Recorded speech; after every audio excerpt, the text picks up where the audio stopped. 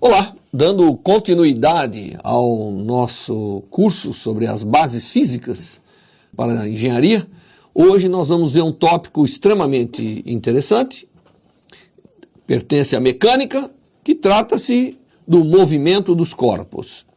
Movimento é um aspecto importante, não é? Porque tudo ao nosso redor se movimenta.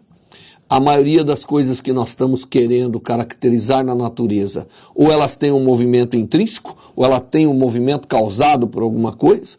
Então, os movimentos são extremamente importantes, né? E, portanto, a sua caracterização e o seu entendimento e aprender a forma de expressar matematicamente os movimentos passa a ser importante para que a gente possa, não é, lidar com os fenômenos naturais.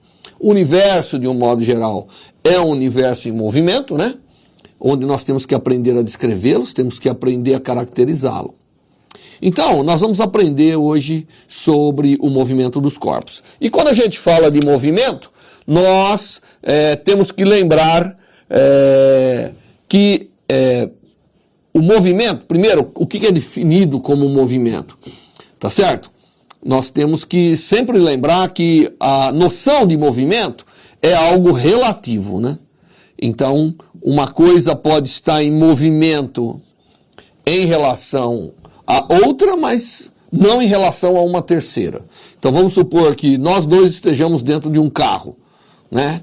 Para nós, uma pessoa que está lá fora está em movimento, porque a gente vê ela se deslocando, ela mudando a sua posição relativa a nós. Mas nós dois, um em relação ao outro, não estamos em movimento em relação ao outro. Então, o conceito de movimento é um conceito importante, mas ele é relativo. A gente sempre tem que ter um chamado referencial. Tá certo? Nós sempre temos que saber em relação a quem nós estamos dizendo que está em movimento. Porque aí fica fácil de fazer as caracterizações, não é? Porque o movimento, uma vez que a gente estabeleceu um referencial, então nós sabemos que existe um observador, né? Então o observador, aquilo que está em repouso com ele, aquilo que não muda a sua posição em relação ao observador, a gente vai dizer que está em repouso.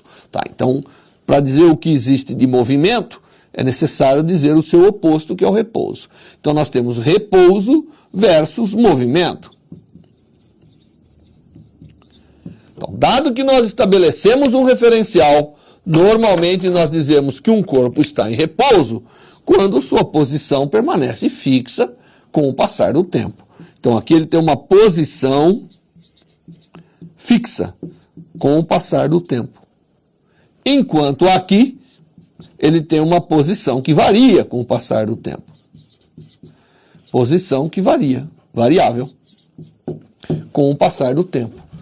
Tá? Então, a noção de movimento envolve a noção de estar variando a sua posição no tempo.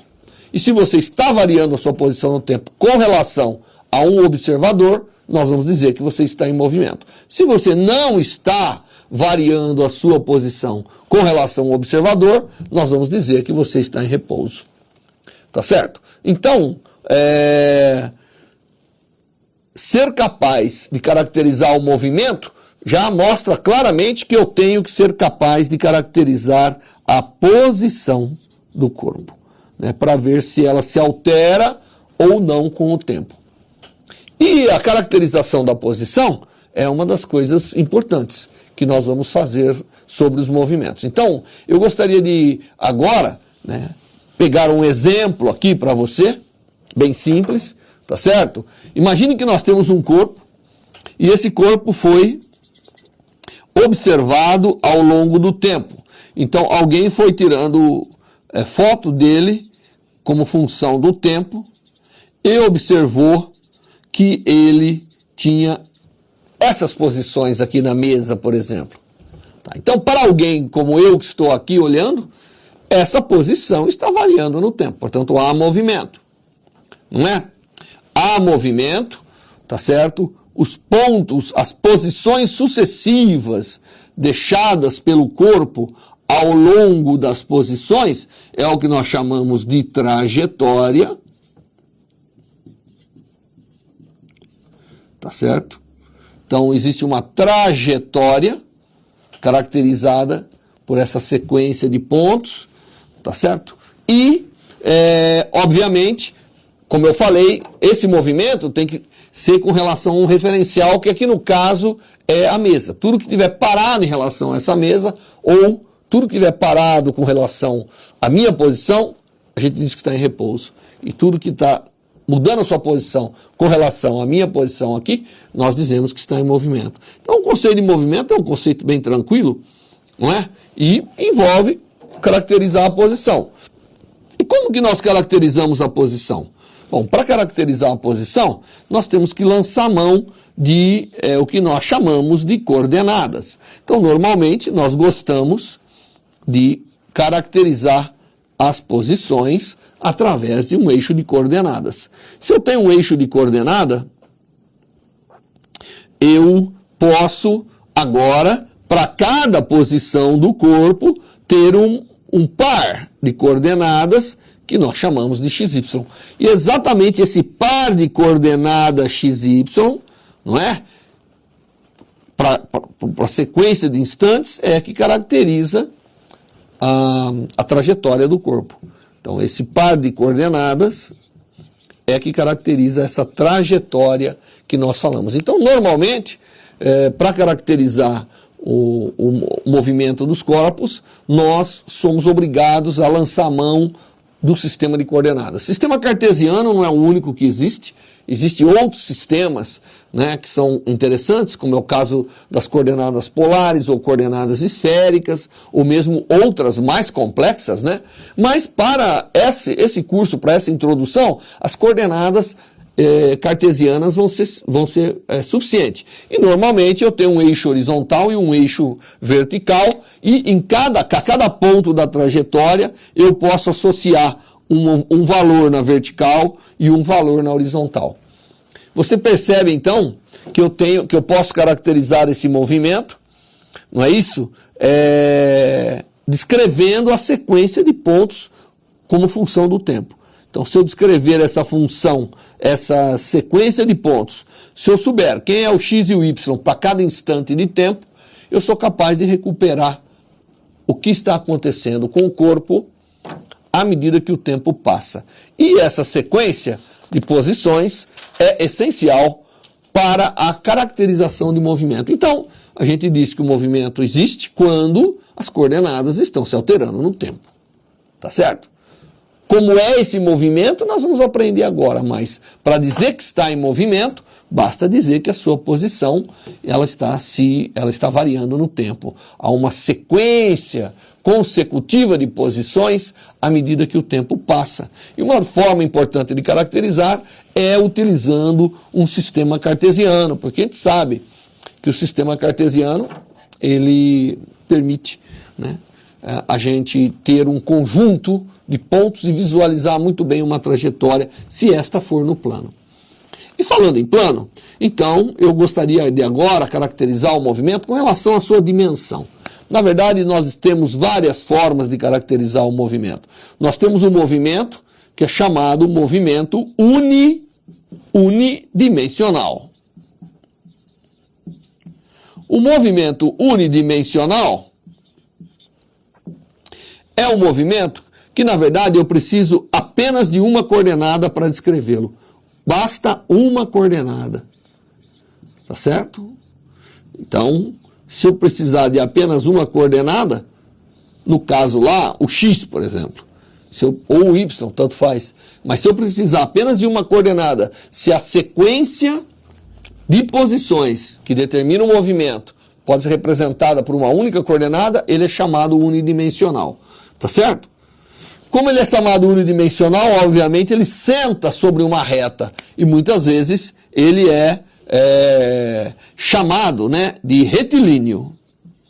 Então, retilíneo é um movimento unidimensional. tá certo? Que precisa de uma única coordenada. Eu sei que às vezes eu posso até usar duas coordenadas para poder representar o movimento retilíneo, mas não precisaria, tá certo? Eu poderia representar com uma única coordenada se eu fizer o eixo do x sentar ao longo das posições que esse objeto vai apresentar para a gente à medida que o tempo passa. Então, o movimento unidimensional é uma classe de movimentos dentro da caracterização geral do movimento. Mas, às vezes, eu tenho, não essa situação, mas eu tenho o chamado movimento bidimensional. Então, é um movimento que precisa o quê? Você já está adivinhando, né? É um movimento que precisa de duas coordenadas para poder estabelecer a sequência de posições que o corpo obedece, tá certo? Então aqui precisaria de x e y. Eu precisaria de x e y para descrever. Então, à medida que o tempo passa, eu preciso de pares. Esse tipo de movimento também é chamado, na linguagem tradicional da física, de movimento plano. Então, chamado movimento plano é o movimento bidimensional, tá certo? Um exemplo do movimento retilíneo seria a queda de um corpo. Né? É um corpo, a gente sabe que os corpos caem em uma única reta, né? Caem a plumo, se não houver outras influências, se só houver influência da gravidade, que é um exemplo de movimento retilíneo. Né? Ou, se você está andando numa direção bem determinada, é um movimento retilíneo. Exemplos de movimento bidimensional, quando eu dou um tiro com um canhão. Quando eu dou um tiro com um canhão, eu vou ver que a bala precisa de coordenadas altura e horizontal para ser determinada. Então esse é um exemplo de movimento plano. Outro exemplo de movimento plano é o movimento circular. Se você amarrar um pezinho no barbante e rodar, aquele plano que determina, né, precisa de duas coordenadas para ser perfeitamente entendido. E, obviamente, existe um movimento mais geral possível, que é o movimento espacial, ou o movimento tridimensional,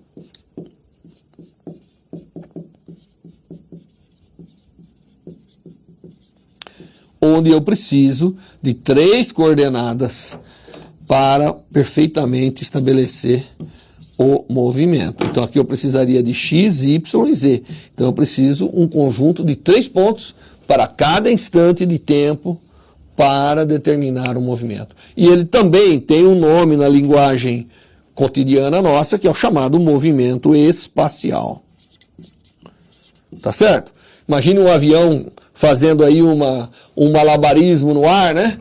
Ele vai determinar uma trajetória que não dá para caracterizar num único plano. Eu tenho que sempre ter 3 pontos, a altura e a sua projeção XY, não é isso? Para poder ficar bem determinado o movimento dele e a sua sequência de posições. Então esse movimento é um movimento espacial. Muitos movimentos são espaciais, mas os movimentos unidimensional e bidimensional são extremamente importantes também na natureza. Tá certo? O que é interessante é que as leis da física são tal que, na maioria dos casos, um movimento espacial pode ser quebrado em 3 movimentos unidimensional. E o movimento plano, né, o movimento bidimensional, pode também ser quebrado em 2 movimentos unidimensionais. Então isso é um princípio muito importante, que é o princípio da composição dos movimentos, como nós vamos fazer alguns exemplos e como nós vamos aprender. Tá certo? Então, essa é uma classificação geral dos movimentos que a gente aprende, tá certo? E que vão nos permitir, com essa classificação, movimentos retilíneos, planos, tá certo? E espaciais, vão poder cobrir todo o elenco de movimentos que nós estamos interessados na natureza. Tá certo? Muito bem. Então agora nós queremos dar um passinho além, né? Além de falar dessa classificação dos movimentos, e falar que a maioria dos casos os movimentos se decompõem em movimentos retilíneos, então a gente pode olhar os movimentos como compostos, né? E esse é um princípio muito importante e que ajuda muito para se enxergar os problemas. Isso vai poder ser feito quando a coordenada x se desenvolver independentemente da y, ou quando a coordenada z se depender, quando elas forem independentes, é possível que a gente use composição de movimentos para a caracterização do movimento geral. E é isso que permite resolver de uma forma relativamente simplificada a maioria dos movimentos que nós temos. Bom, então nós já sabemos o movimento com relação à necessidade de coordenadas. Nós classificamos esses movimentos. Agora eu preciso, né, de alguma maneira, caracterizá-los, né? Então eu preciso uma caracterização completa do movimento. E a caracterização do movimento, ela envolve, obviamente, primeiro, o conhecimento da posição. A posição é determinada por aquelas coordenadas, tá certo?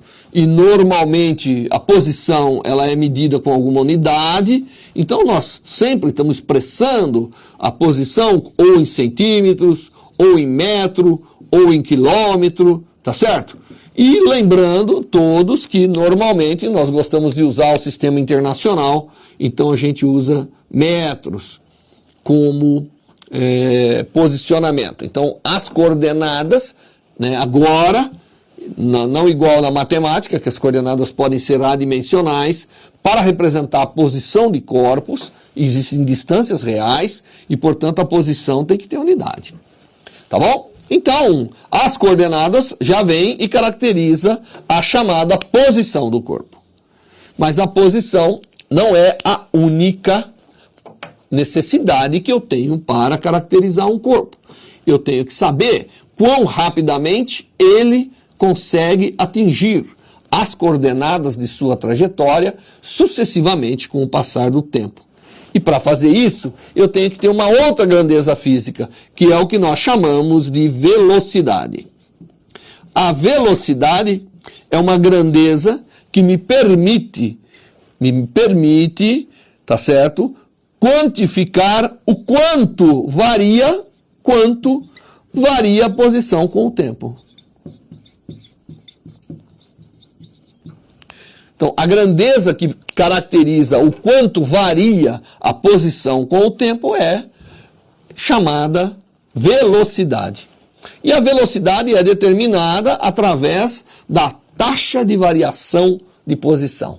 É simples. Nós vamos tratar aqui o exemplo em uma dimensão, tá certo? Um movimento unidimensional, retilíneo, mas na verdade isso vai valer para qualquer coordenada que eu necessite utilizar. Então, você imagine que eu tenho aqui uma trajetória, tá certo? E que num instante t0, o corpo estava na posição x0. E num instante subsequente, que eu vou chamar t1, ele está numa coordenada x1. Então, como que o tempo passou, a coordenada mudou. Por isso que ele está em movimento. E nós definimos a velocidade, nesse caso, componente x, que eu estou lidando de um eixo x, nós definimos como x1 menos x0, que é o quanto deslocou, dividido por t1 menos t0, que é quanto o tempo passou. Essa é a definição de velocidade que muitas vezes nós chamamos de ΔX por ΔT. Tá certo? Essa é a definição da velocidade na direção x para esse corpo. E a velocidade é uma grandeza que eu preciso para caracterizar o quanto, né, a posição está mudando com o passar do tempo. Só que aqui eu escolhi um x0 e um x1 arbitrário, não é? E eu poderia escolher um outro x1 mais para cá ou mais para cá. Tá certo? E a minha pergunta é, será que essa velocidade depende do ΔX do intervalo escolhido? E a resposta é, quando ela não depende, nós chamamos de movimento uniforme.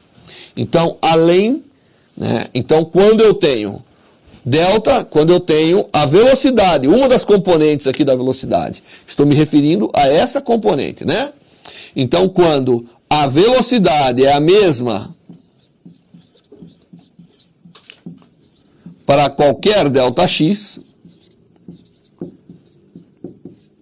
nós temos o que nós chamamos de movimento uniforme. Então, o movimento vai ser uniforme quando a sua velocidade é constante, independente do intervalo que você pegue para medir. Então, esse é um movimento uniforme, tá certo?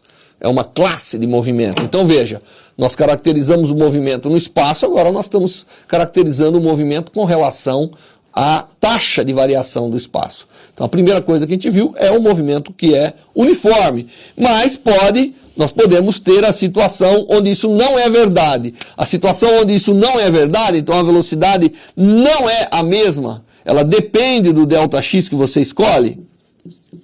Então o movimento aí é chamado variável.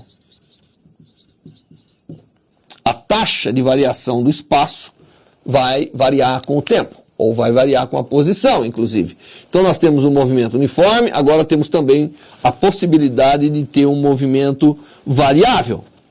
Tá certo? Vamos pegar primeiro o movimento uniforme. Se o movimento for uniforme, então nós estamos aqui, o movimento é uniforme, a velocidade, eu estou tirando o x aqui só para não complicar, x, eu estou botando um x genérico, uma posição x genérica, um tempo t genérico, e daqui, como isso aqui é constante, depende, a velocidade é constante, se o movimento é uniforme, a velocidade pode ser dita constante.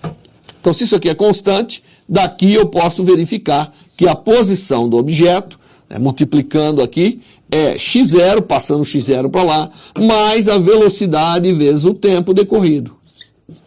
Essa é chamada de equação horária para o movimento uniforme.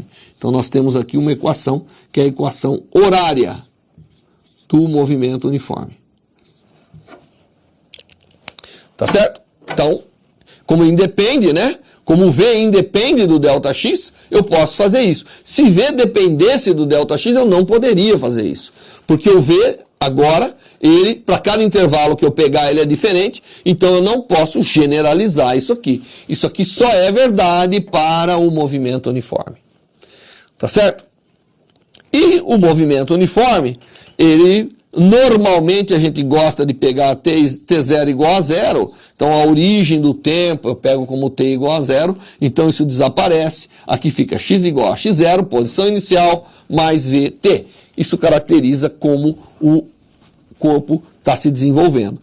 E às vezes eu posso caracterizar graficamente, como nós aprendemos, uma forma de mostrar o gráfico, mostrar o movimento, que aqui no caso é uniforme, e eu estou olhando uma única dimensão, como eu posso olhar, primeiro a velocidade é constante, desse caso, né?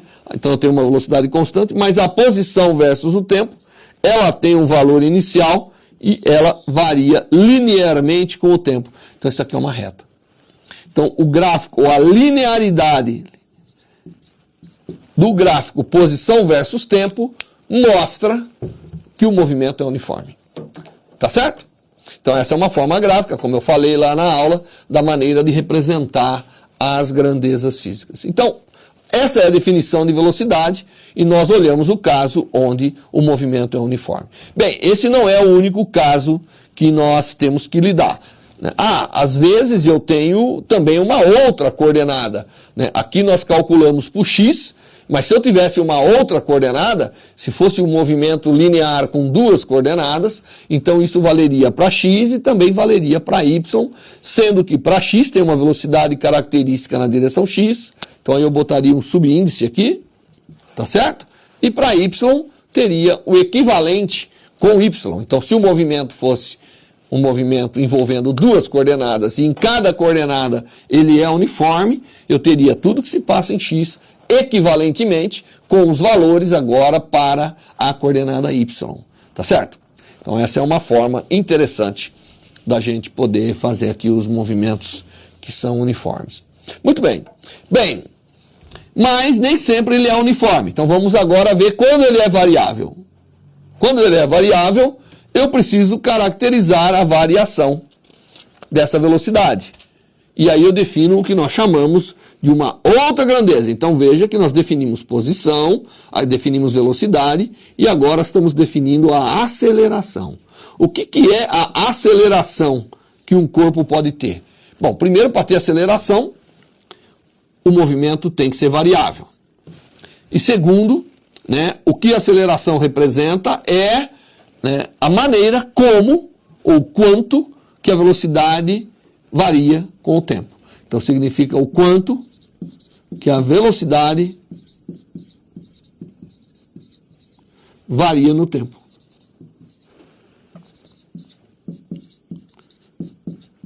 A velocidade, a unidade para velocidade, obviamente, é distância por tempo, portanto é metros por segundo, não é?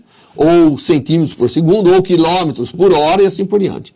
A aceleração é o quanto a velocidade varia no tempo, tá certo? E, novamente, eu vou pegar aqui, agora eu vou pegar aqui um eixo do tempo. Eu vou pegar um eixo do tempo, tá certo? E, à medida que o tempo passa, numa certa posição, o corpo tinha velocidade V0 no instante T0, aí ele passou a ter velocidade V1 no instante T1. E a forma de definir a aceleração é que a aceleração desse corpo é igual a V1 menos V0 dividido por T1 menos T0, que é o que nós chamamos normalmente de ΔV sobre ΔT. Tá certo? Delta que é a variação.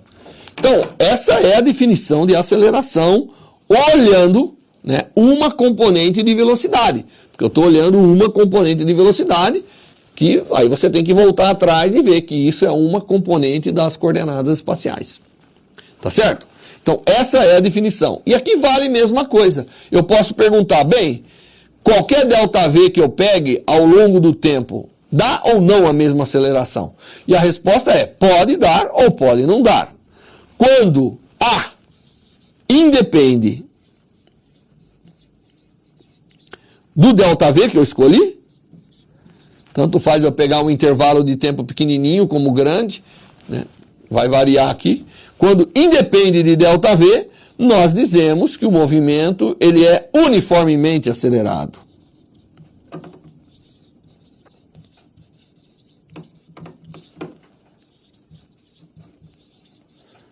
Há casos de movimento onde isso não é verdade. Há casos de movimento onde essa taxa de variação da velocidade é muito rápida e, portanto, não pode se caracterizar como uniformemente variado. Tá certo? Para o caso do movimento uniformemente variado, então nós estamos pegando a aceleração. E aí a aceleração é constante. Então agora eu estou tratando do caso onde a aceleração é constante. Para esse caso onde a aceleração é constante, tá certo? Então eu tenho um valor para aceleração, dado uma certa coordenada, que é o chamado movimento uniformemente acelerado.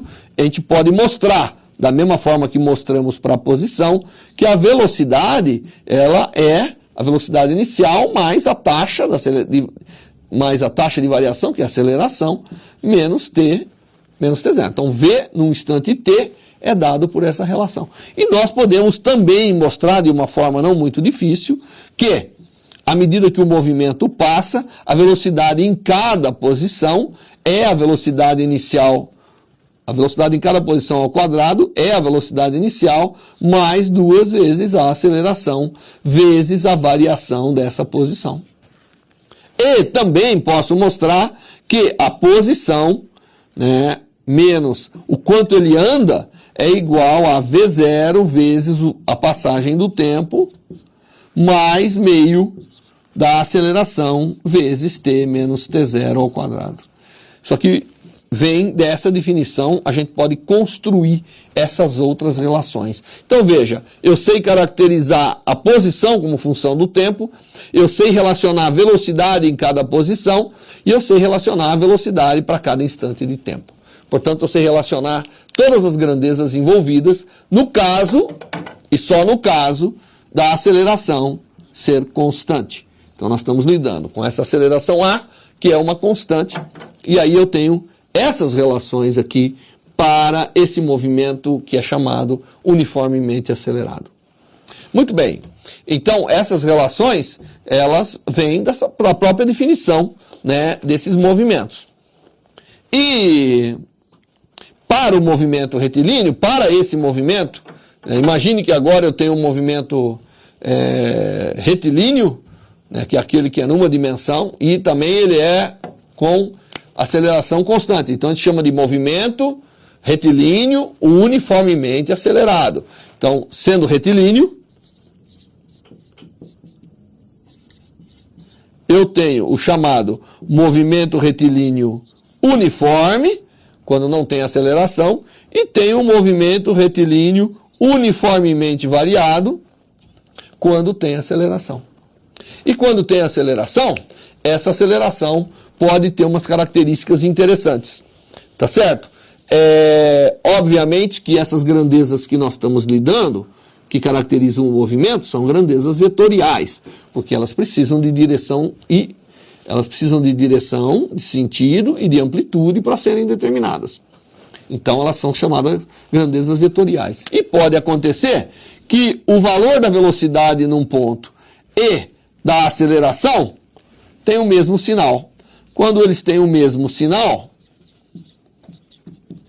o movimento é dito acelerado. E quando V e A têm sinais opostos,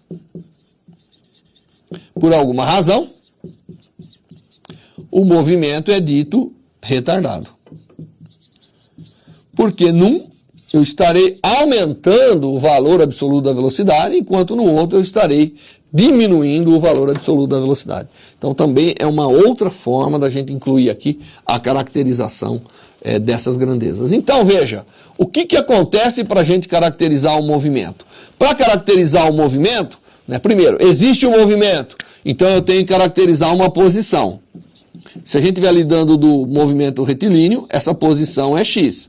Aí eu tenho que, de alguma forma, caracterizar a taxa de variação dessa posição, que é a velocidade. Então, nesse caso, tá certo? Nós temos V. E eu tenho que também caracterizar a taxa de variação dessa velocidade. Então, eu tenho que caracterizar a taxa de variação da posição, aí eu tenho que caracterizar a taxa de variação da velocidade, que é a aceleração.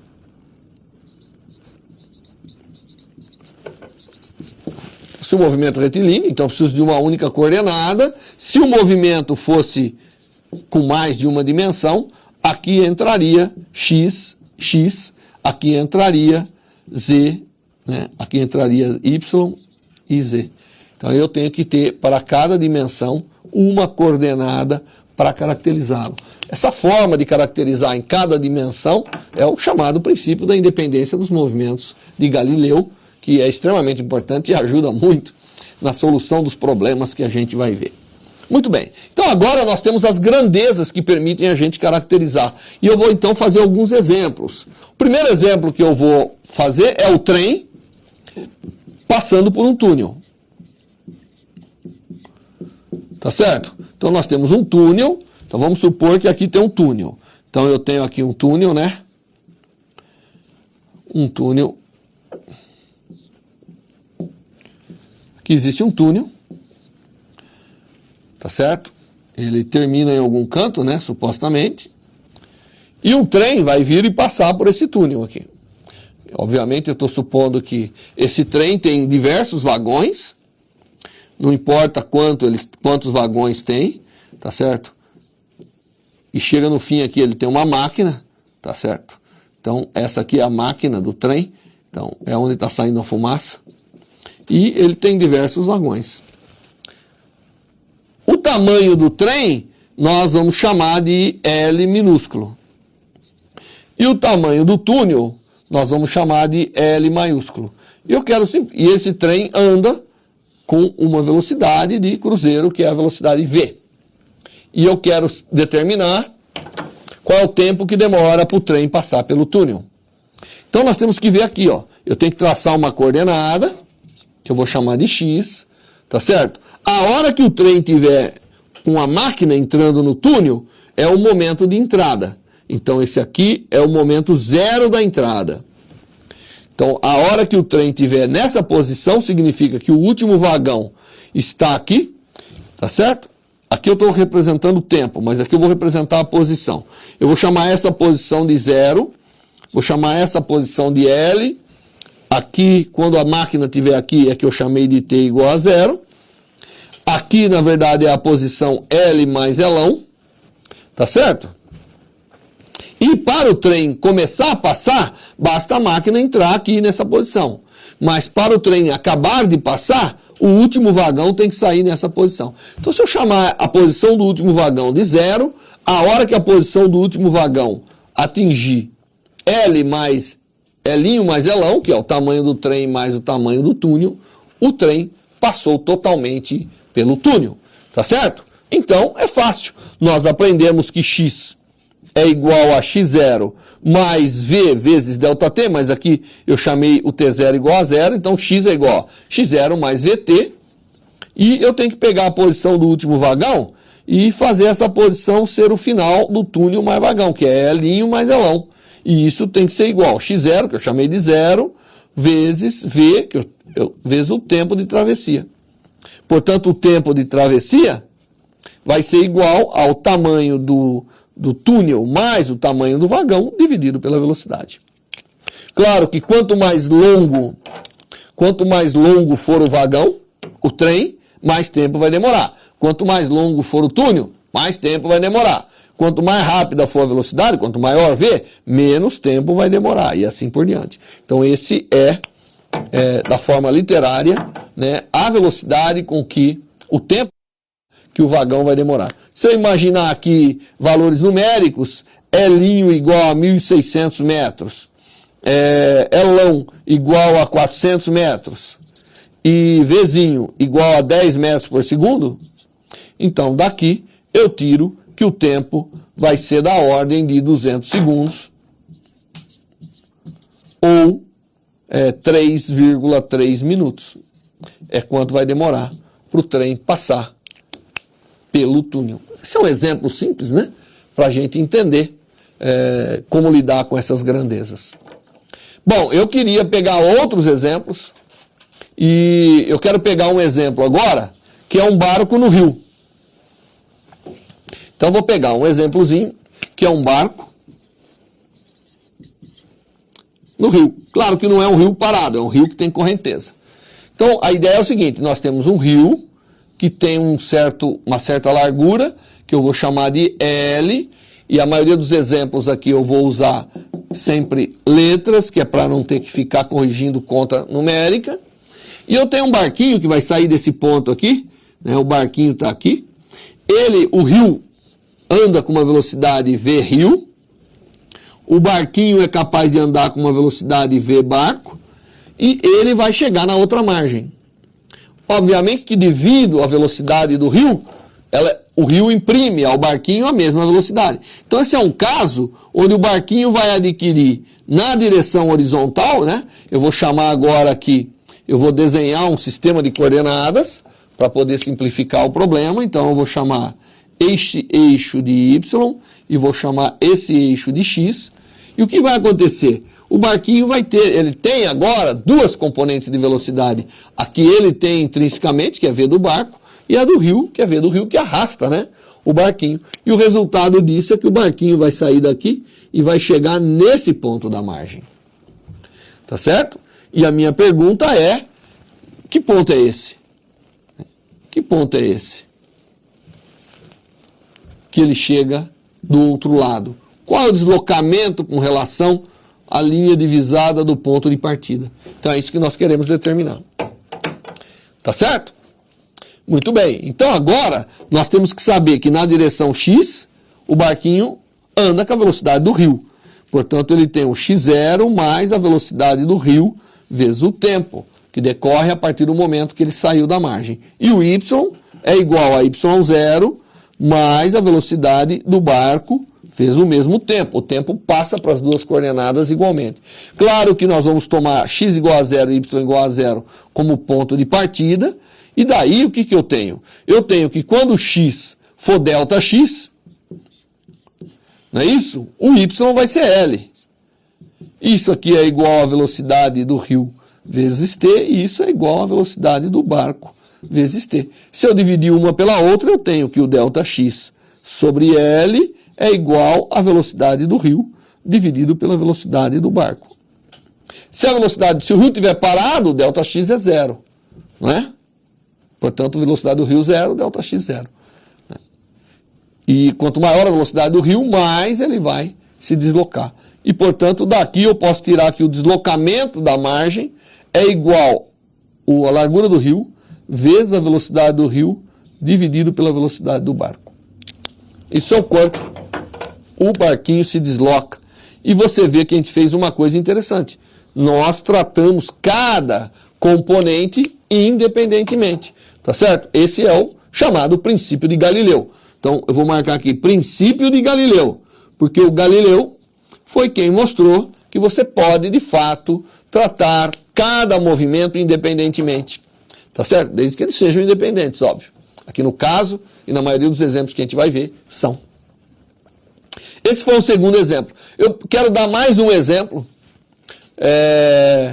para a gente poder consolidar bem os nossos conceitos com relação ao movimento aqui, né? Então, os movimentos de queda livre são uma classe de movimento especial, porque é onde o corpo está em movimento retilíneo uniformemente variado e tem como aceleração a aceleração da gravidade, que sempre é para baixo, sempre traz os corpos para baixo, sempre aumenta a velocidade na direção vertical e para baixo, tá certo? E são casos interessantes, porque são movimentos, não é, que podem ser tratados igualmente com aquelas relações, só que a aceleração é igual à aceleração da gravidade, que vale aproximadamente 9,8 metros por segundo ao quadrado, se nós estivermos próximo à superfície da Terra. Caso contrário, ela vai depender da altitude que a gente tiver. E um exemplo que eu vou fazer agora, é a altura máxima atingida por os corpos. Altura máxima. Se você pegar um corpo, vir aqui na superfície da Terra, você pega um corpinho, joga para cima com velocidade V0. O que vai acontecer? Ele não vai subir indefinidamente. Ele vai subir, vai atingir um ponto máximo e vai voltar, vai retornar à Terra. A questão é, qual é essa altura máxima que o corpo atinge? A altura máxima tem uma característica interessante. Na altura máxima, a velocidade do corpo é zero. Aqui eu tenho a aceleração da gravidade sempre para baixo. Aliás, na solução desses problemas, sempre é importante indicar, já que são grandezas vetoriais, é uma forma de se garantir isso. Tá certo? E nós vimos uma relação interessante que fala que a velocidade em cada ponto é a velocidade inicial. Aqui no caso, a aceleração, ó, a velocidade está para cima e a aceleração para baixo. Elas têm sinais contrários. Eu já vou botar aqui, né, o negativo. E quando isso ele vai indo, tá certo? Para qualquer altura y que ele ande, essa é a relação entre as velocidades. Quando o ΔY for exatamente o h, eu tenho que V igual a zero. Portanto, 0 é igual a V0 ao quadrado menos 2GH, que é a altura máxima. Portanto, h, basta passar para cá o V0 e dividir por 2G, é a altura máxima atingida por um corpo lançado verticalmente e sujeito apenas à aceleração da gravidade. É um outro exemplo interessante e que está no nosso cotidiano. Tá certo? Bem, nós vimos alguns movimentos, alguns exemplos. Nas atividades vocês vão ter que fazer muito mais exemplos.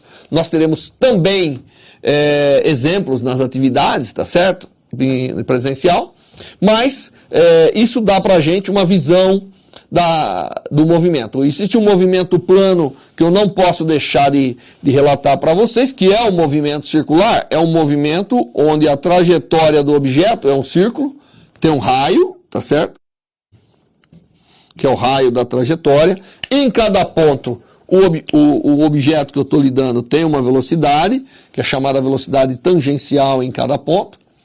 E agora, né, você vê, a posição do corpo, ela varre ângulos, e, portanto, nós definimos o quanto o ângulo, o objeto, o ângulo que ele varre com relação ao tempo é a chamada velocidade angular. Velocidade angular é dada em radianos por segundo, tá certo? Então, essa é a velocidade angular. E a velocidade angular, ela é interessante, porque segue os mesmos princípios. Se depender do delta, eu tenho um movimento circular uniforme, que é chamado movimento circular uniforme. E nesse caso, tá certo? O movimento é totalmente caracterizado por um ômega, né? E como eu ando 2πr para dar uma volta completa, não é isso? Então 2πr dá uma volta completa. O tempo que demora na volta completa, normalmente nós chamamos de período. Isso caracteriza a velocidade tangencial. Só que o 2π sobre t caracteriza a velocidade angular. Então nós temos uma relação interessante entre a velocidade angular e a velocidade linear, que é o quanto de posição o corpo varia aqui com unidade de tempo. Tá certo? Portanto, a grandeza angular, velocidade angular, vezes o raio da trajetória, é a velocidade linear. Essa é uma classe de movimento interessante, movimentos planos, né? Precisa de duas coordenadas para ser descrito, né? Ou, se a gente olhar só a coordenada θ, ele pode ser descrito. Se eu converter para um sistema de coordenada circular, né, que é o polar, então eu não preciso usar o raio, uso somente o ângulo, e ele vira quase que um movimento unidimensional, e todas as relações valem como se fosse um movimento unidimensional. Existem alguns outros exemplos de movimento que são importantes de serem caracterizados. Nós temos um outro tipo de movimento plano, que é o movimento de projéteis. Esse é especialmente importante, porque trata-se daquele caso onde eu pego, tá certo? E faço o lançamento de um projétil num determinado ângulo. Então eu venho aqui e lanço um projétil num determinado ângulo que eu chamo de θ. E esse projétil, ele vem, caminha até atingir um ponto lá. Tá certo? Esse movimento determina um plano, e ele é interessante porque ele é composto de um movimento uniforme, ele é composto de um movimento retilíneo e uniforme na direção x, e ele é composto de um movimento retilíneo uniformemente variado sob a ação da gravidade, portanto de queda livre, na direção y. Tá certo? Então, se eu criar aqui o sisteminha de coordenadas, que esse aqui eu chamo de y e esse aqui eu chamo de x, então eu tenho aqui uma composição de dois movimentos, e a gente pode determinar facilmente, tá certo? Que a posição y e x estão relacionadas através de a posição x como função de y é uma parábola. É o chamado movimento parabólico, tá? E, obviamente, fazer a dedução, aplicar esses princípios, que é simples, basta somar agora os dois movimentos que nós aprendemos, será parte de atividades a serem realizadas.